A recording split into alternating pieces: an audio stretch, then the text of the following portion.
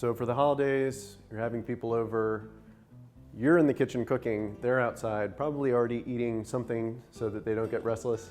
What are some things that you need to be thinking about in terms of the appetizers that you're serving? Like particularly say like charcuterie or pickles, things like that. So those types of foods are actually really lend themselves to being left out at room temperature for quite some time. If we look at charcuterie, like dry fermented sausages, salamis, prosciutto, those types of foods have a low water activity and actually allow them to sit at room temperature. So low water activity means that they're pretty dry? Yeah, really, really dry foods. Hard cheeses, another good example of something that you would see as one of these family gatherings that's sitting out at room temperature.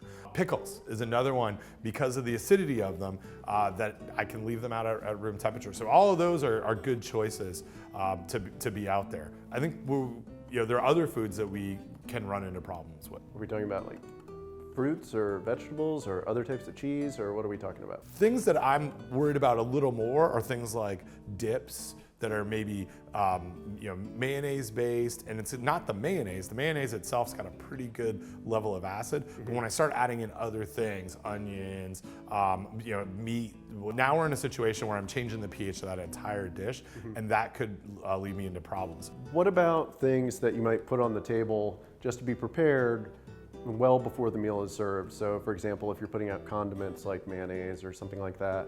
When I think about meal preparation beforehand, what am I gonna put on that table? Condiments are fine, butter's fine, the rolls are fine.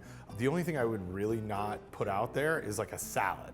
And that salad, if it's there for 4 hours, could lead to problems with pathogen growth. Right, and it would probably be pretty warm by the time dinner was served anyway. Yeah, and it would be terrible.